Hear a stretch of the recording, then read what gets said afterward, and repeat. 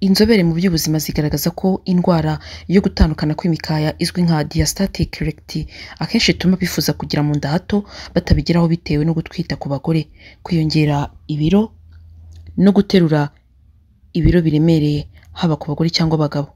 Ni mu gihe ubushakashatsi bwakozwe na kaminuza ya Trobe n'ibitaro bya Anglis byo muri Australia bugaragaza ko zimwe mu mpamvu abagore cyangwa abagabo bananirwa kugabanya inda biterwa n'itandukana ry'imikaya iba yaragutse, bakora gahunda zo kugabanya ibiro n'imyitozo ugasanga inda igumyeho.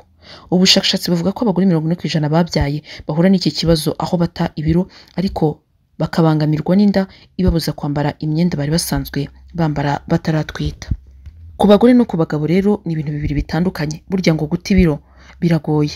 Ibinyenyanza cyangwa ibinure byo ku nda byo ni ikindi kibazo gikomeye cyane ku bagore.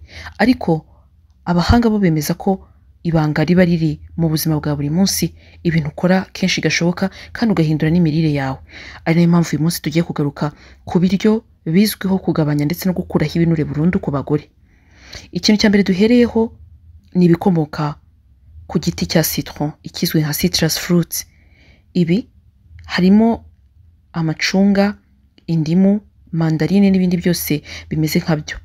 Bizwiho kurinda umubyibuho ukabije, cyane cyane noneho iyo byongeye mu mazi. Ni ukuvuga ngo aho kugira ngo urye indimu yonyine, ibyiza ni ukuyinywa iri mu mazi. Aho kurya mandarine yonyine, ibyiza ni ukuyivanga n'amazi ugakora nk'umutobe. Aba bahanga bemeza ko indimu zifitemo intungamubiri zitandukanye zirimo vitamine C ndetse na za antioxidants zishobora kugufasha gusohora imyanda mu mubiri, bityo bigatuma unanuka. Hari kandi imbuto zo mu bwoko bwa walnuts cyangwa se ubunyobwa bwo mu bwoko bwa walnuts. Ubunyobwa bwose ubundi abahanga bemeza ko bwifitemo amavuta meza ashobora kugabanya amavuta y'ibinure bibi mu mubiri. Ariko ubu bwa walnuts bwo buzwiho kuba bwifitemo intungamubiri zishinzwe kugabanya ndetse no gukuramo amavuta ku ngufu mu mubiri uko waba umeze kose. Ariko si ibyo gusa kuko uko buriye urahaga cyane bigatuma unarya bike, bityo noneho bwa bunyobwa bugakora akazi butarwana n'ibiryo biri mu nda. Byumvikane rero ko niba uri umugore utwumva aka kanya ubunyobwa bwa walnut utagomba kuba buri wawe mu rugo. Ikindi kintu gishobora kugufasha guta ibiro warya ni popcorns cyangwa se injugu. Abahanga bemeza ko mu njugu harimo polyphenols zizwiho mu gutuma igogora rigenda neza ndetse n'amaraso agatembera neza mu mubiri. Aha rero bakaba bemeza ko iyo uziriye urahaga cyane bigatuma unanirwa kurya ibindi biryo, bityo bigatuma ibiro bigabanuka. Ariko aha abahanga bakaba bemeza ko utagomba kongeramo ibindi bintu birimo nka fromage cyangwa ibindi byakongerera ibiro cyangwa nk'isukari, ahubwo bakadutegeka ko umuntu ashobora kuzirya zirimo utuvuta twiza n'akunyu gakeya. Ibi nibyo bishobora kugufasha kunanuka kurenza popcorns zongewemo ibindi bintu. Ikindi kintu cyo kurya umugore yarya kikamufasha kunanuka ni inkeri.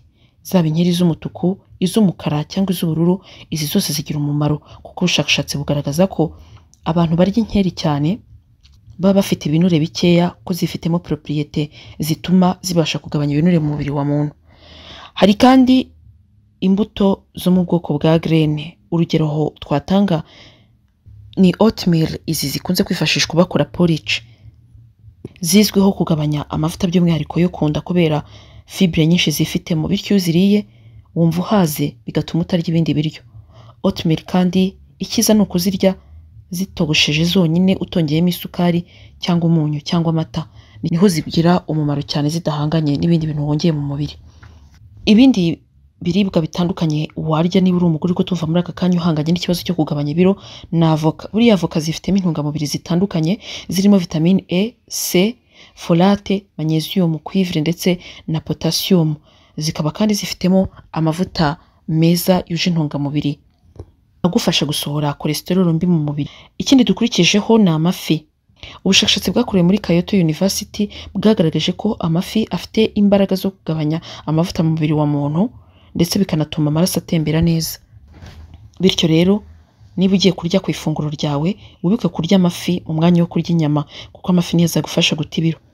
Hari kandi cinnamon. Cinnamon ubushakashatsi bwakorewe muri Michigan University bwagaragaje ko yifitemo cinnamohaldehyde izwiho gutera icyitwa thermogenesis. Ibi ni bya bindi biba iyo uri gukora siporo ugashyuha bigatuma ibinure bishya bigashira, ndetse iyi cinnamohaldehyde izwiho gutwika karori. Bityo rero mu gihe wafashe nka za mbuto zitandukanye, oatmeal ukavangamo cinnamon, urumva ko uba ukoze umuti mwiza wa nyawo wo gukuramo ibinure mu mubiri. Mu gihe ushaka kunanuka kandi uzihatire kurya pome. US National Library Medicine yanditse inyandiko muri 2003 igaragaza ko abagore baryaga imbuto bataye ibiro inshuro zikubye 3, abandi baryaga ibindi bitandukanye bagerageza guta ibiro. Ni ubushakashatsi bwakozwe mu gihe cy'ibyumweru 12. Pome kandi zifitemo imbaraga zo kugabanya glucose mu maraso, ari nayo ubundi ihindukamo amavuta akibika mu mubiri wa muntu. Ikindi kintu wakwihatira kurya niba ushaka guta ibiro ni inkoko. Ubushakashatsi bwagaragaje ko inkoko ari inyama nziza ishobora kugufasha kugabanya ibiro ndetse no kugabanya amavuta mabi mu mubiri. Ariko kandi icyo dusorejeho ni epinari. Mu bushakashatsi bwakozwe byagaragaye ko ngo umuntu urya byibuze amasahani 3 ya epinari mu cyumweru kimwe aba yongera amahirwe ye inshuro 10% zo gutakaza ibiro ugereranyije n'umuntu urya izindi mboga. Epinari kandi zifitemo lipoic acid ijya mu maraso nayo ikagabanya glucose mu maraso, bityo aho kugira ngo yibike nk'amavuta ahubwo igakoreshwa nka energy umuntu akeneye. Hari kandi ibiribwa bikungahaye kuri proteine, aha twavuga nk'amagi, kuko buriya ngo mu igi harimo proteine zigera kuri grama 25 zinarenga unakeneye ku munsi, kandi proteine zizwiho ugabanya ibiro mu mubiri wa muntu no kwirukana amavuta mabi. Ikindi ni ibishyimbo nabyo uko biriye ngo bituma uhaga umunsi wose, bityo bigatuma utirirwa wumva ushaka kurya buri kanya, bikakurinda kubyibuha. Abahanga kandi berekana ko ibijumba bya mauve nabyo byifitemo ikizwe nka resistance starch. Iyi ni isukari yifitemo imbaraga zo gusohora ibinure mu mubiri, bityo rero n'ujya ujya kurya ibijumba ujya urya ibijumba bya mauve. Ariko kandi iki cyanyuma dusorejeho ni mutarde. Mutarde ni ingenzi kuko yo ubwayo nta kalori na nke irimo, kandi mutarde yifitemo imbaraga zo kutwika kalori ziri mu mubiri w'umuntu. 20% by'ibinure bitwikwa ku munsi nibyo byiyongera buri uko umuntu ariye mutarde.